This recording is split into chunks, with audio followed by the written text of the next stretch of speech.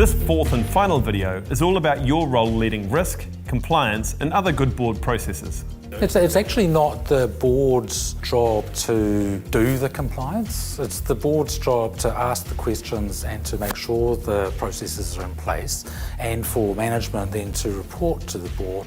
The way that I operate is that I definitely keep my ear to the ground, especially in media.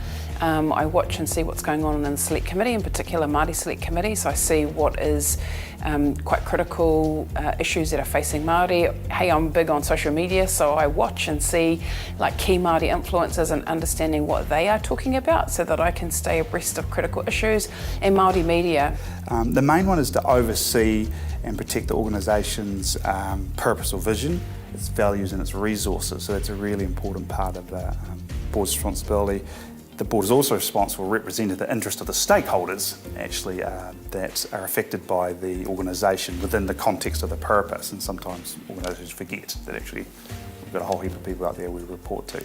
We have to accept that risk is part of the job and it's important, and there is unacceptable risk which the health, safety and well-being of your team or lives are in danger, like that's unacceptable risk versus other calculated risks that you might take to help your organisation move forward. So what I suggest to people is you basically identify the 5 risks that will kill the organisation, if it's reputational, money, financial, and you start monitoring that and you think about how can we mitigate it.